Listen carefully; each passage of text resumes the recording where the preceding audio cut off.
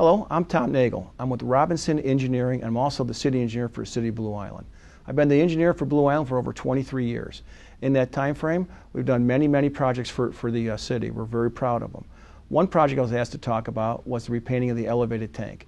That project is currently going on. It's the elevated tank located on Highland Avenue at about 122nd Street. The elevated tank and ground storage reservoir was originally painted in the early 1990s. The paint system on there right now is currently over 20 years. It lived its useful life. The city had to come up with an economical way of repainting the tank. We had the project estimated about $1.2 million. That's a lot of money to come up at one time. When President Obama was elected, he came up with the stimulus projects to kickstart the economy by using money to spend on public works jobs. Blue Island applied for it, and they did receive stimulus funding. They received a 25% forgiveness on a low-interest loan. The loan rate is approximately 1.25%. Typically, you would sell municipal bonds for in the range of 3 to 4%. You can see there's a huge savings there in the interest. But right off the bat, we've seen a forgiveness of about $275,000 too. So in order to get the stimulus funding, they had to design the project up front and submit it with the project plan to the EPA. The EPA had to review the projects and approve them based on need and on a warrant, whether the project is warranted or not. And obviously, Blue Island had both of those. The painting system that we have designed right now will have a 25-year life. With proper maintenance, we're sure we're going to get 25 years out of it. When we prepared the plans and specifications for the painting, we also addressed some safety deficiencies. The tank was originally built in the 1960s. Back then, there wasn't a lot of safety rules. Obviously, the safety rules have changed. And so with this job we're doing now, we're going to be improving on them.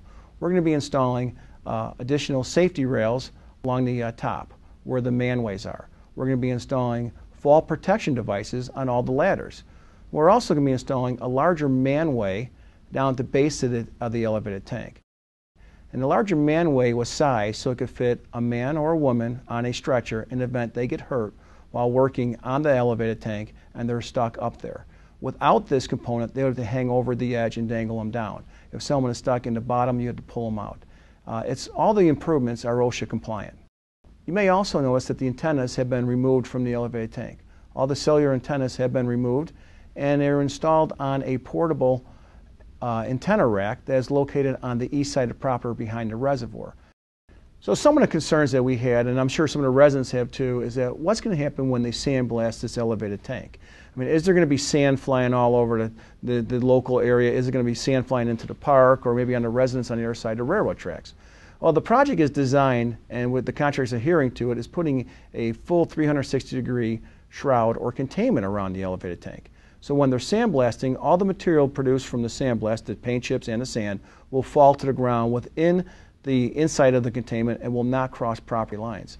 Unfortunately, this is a very noisy process, and we just want to warn all the residents that it's going to be noisy there for about a month. The project is going to take about 2 months to complete, but the first month we'll be doing the sandblasting.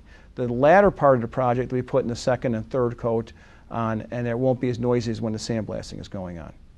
One of the last steps that has to be done is that the city has to approve the color. Right now is your opportunity. If you want to change your color, you can. So we gave multiple colors to the city, and the city can decide what color they want to paint the base coat of the tank, and then also to paint what color they want to paint the lettering. In closing, we're looking forward to completion of the tower, and if anybody would like any more additional information, please feel free to contact me. My number is 708-210-5690. I'll be happy to answer any questions anybody has. Thank you.